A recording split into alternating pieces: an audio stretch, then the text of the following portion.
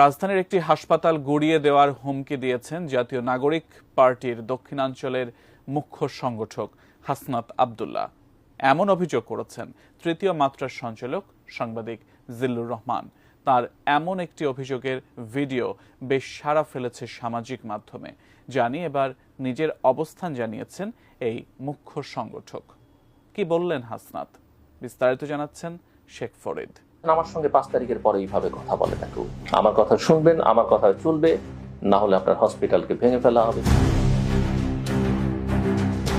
তৃতীয় মাত্রার সঞ্চালক ও সেন্টার ফর গভর্নেন্স স্টাডির নির্বাহী পরিচালক সাংবাদিক জিল্লুর রহমানের করা একটি ভিডিও সম্প্রতি সামাজিক মাধ্যমে বেশ সাড়া ফেলেছে।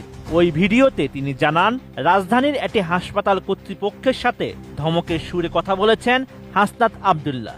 এমনকি তাদের নানাভাবে হাসপাতাল গুড়িয়ে দেওয়ার হুমকি